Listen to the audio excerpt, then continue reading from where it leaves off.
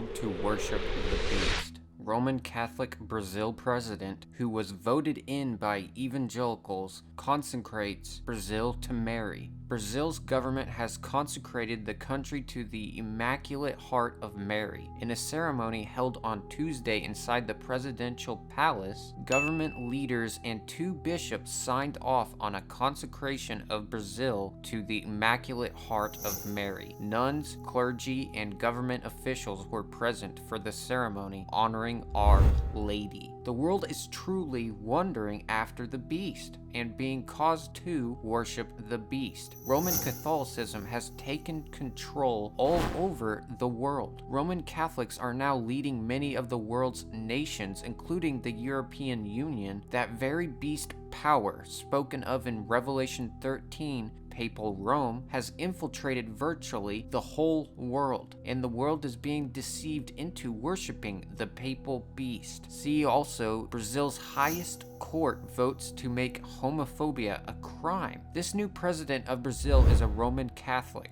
but has an evangelical wife. He was put into power by the evangelicals and is a professed follower of the Trump administration. It is interesting that since Trump came to power, we have seen numerous countries vote in either Catholic or evangelical leaders, and Trump even said in one of his speeches that he would protect Roman Catholicism in America. God told us in Revelation 13 verse 12 that the second beast, America, would cause the world to worship the first beast, Papal Rome. We are seeing that happen, friends, and one day soon, the mark of Papal Rome, her false Sunday Sabbath, will be enforced around the world. And what agenda is Rome pushing now to help bring about the Sunday rest law? Climate change. It's coming, friends. Is your church preaching these vital present truths you see here? No? Then I urge you to flee from Laodicea, as judgment and death is coming to her. Come out of her, my people. To a dire warning about climate change. Climate change take its toll on the planet, on climate change. More than 15,000 scientists are sounding an alarm about climate change. It is, in fact, further evidence of climate change. Climate change is already causing injuries, illnesses, and death in the US. It's really bringing home some of the more worst-case scenarios associated with climate change. Today's landmark report should leave you in no doubt about the links between extreme weather and climate change. This is what's happening, friends. The culture and thinking of people is being changed to support the Vatican's plans for the world.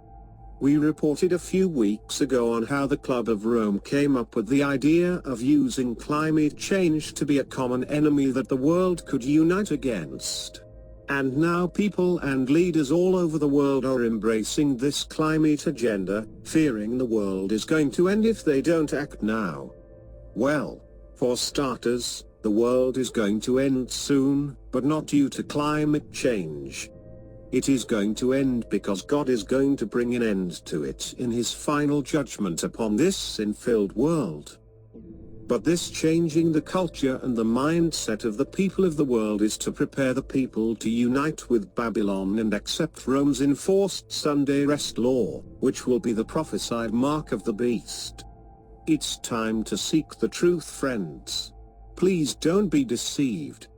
Follow Jesus and his truth alone. The second time I participate in We Don't Have Time events, and I think the initiative taken by Ingmar is very, very timely.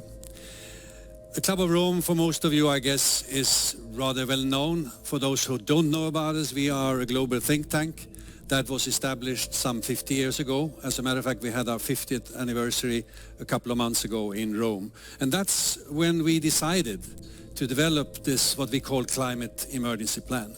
That's when we decided to develop this, what we call climate emergency plan. In 1991, the Club of Rome, a group of elite individuals, think tank for the Vatican, published a book called Their First Global Revolution. In that book, they admitted to inventing the climate change agenda as a common enemy of mankind, in order to unite the world against this common enemy. Take a look at the following statement from the 1991 book. In searching for a common enemy against whom we can unite, We came up with the idea that pollution, the threat of global warming, water shortages, famine and the like, would fit the bill. In their totality and their interactions, these phenomena do constitute a common threat which must be confronted by everyone together. It would seem that men and women need a common motivation, namely a common adversary against whom they can organize themselves and act together. Can we speak today of universal human values that would be common to all the inhabitants of the planet, despite the diversity of their cultures? These questions are not easy to answer, and yet they are what our future depends on. A global society can hardly be possible without being based on common or compatible values that will shape attitudes.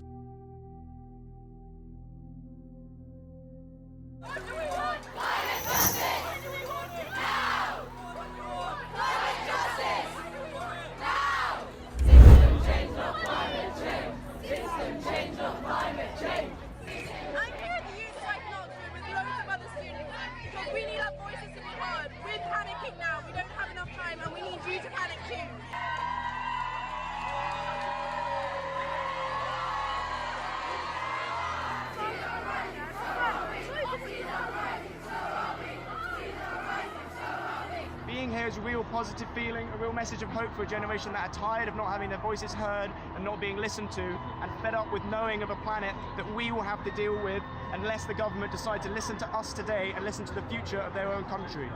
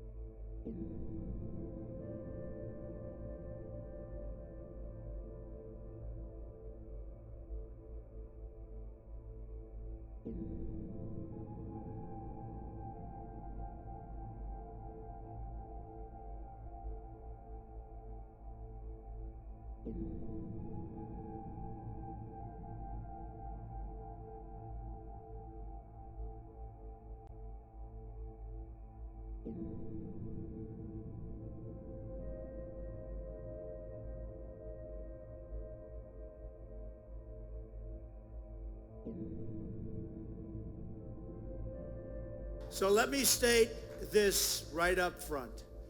A Trump administration, our Christian heritage, will be cherished, protected, defended like you've never seen before. Like you've never seen before. It will be our faith in God, in his teachings, in each other, that will lead us back to unity. And we know that families and churches, not government officials, know best how to create a strong and loving community.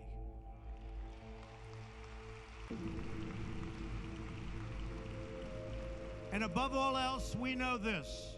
In America, we don't worship government, we worship God. I remind you that we're going to start saying Merry Christmas again. We want all children to have the opportunity to know the blessings of God. For when they shall say peace and safety, then sudden destruction cometh upon them, as travail upon a woman with child, and they shall not escape. We are going to impose Christian values in America again, whether you like it or not. We are going to impose Christian values in America again, whether you like it or not. And I beheld another beast coming up out of the earth.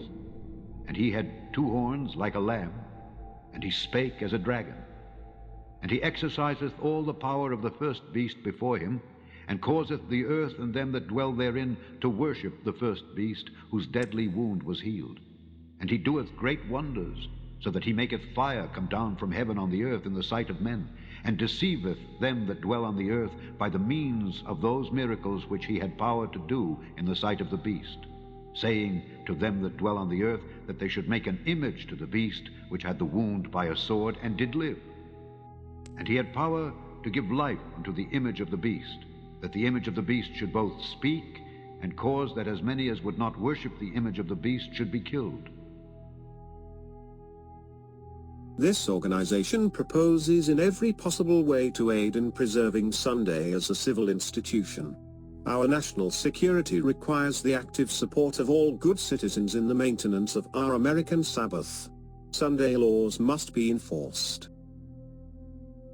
The Catholic Church says, "No, by my divine power I abolished the Sabbath day and command you to keep the first day of the week. And lo, the entire civilized world bows down in reverent obedience to the command of the Holy Catholic Church." The authority of the Church could therefore not be bound to the authority of the Scriptures, because the Church had changed the Sabbath into Sunday, not by command of Christ, but by its own authority. Sunday is our mark of authority. The Church is above the Bible, and this transference of Sabbath observance is proof of that fact. From the birth of Popery to the present time, it is estimated by careful and credible historians that more than 50 millions of the human family have been slaughtered for the crime of heresy by popish persecutors, an average of more than 40,000 religious murders for every year of the existence of Popery to the present day. The Church of Rome has shed more innocent blood than any other institution that has ever existed among mankind. Will be questioned by no Protestant who has a competent knowledge of history. It is impossible to form a complete conception of the multitude of her victims, and it is quite certain that no powers of imagination can adequately realize their sufferings. Some have suffered torture because they would not rest when others kept Sunday, for they declared it to be the holiday and law of Antichrist. Council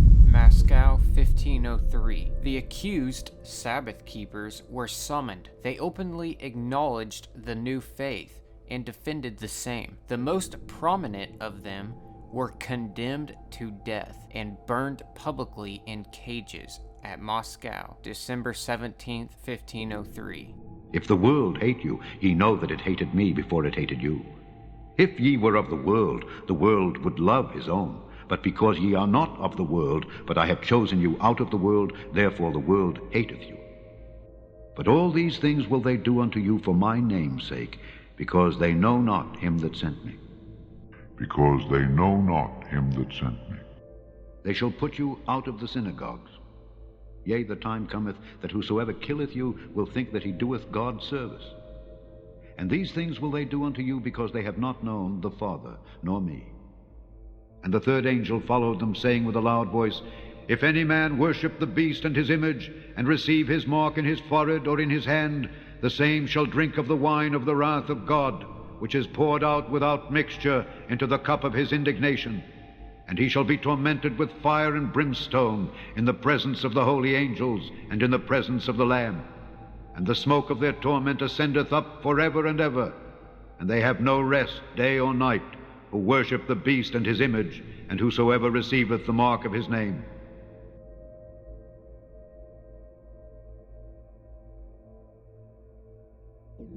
Here is the patience of the saints. Here are they that keep the commandments of God and the faith of Jesus.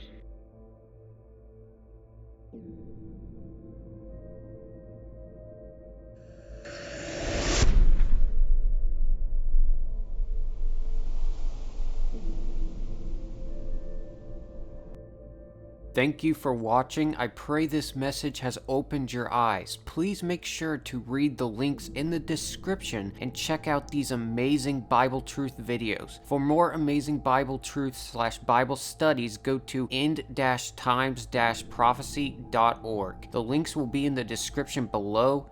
God bless.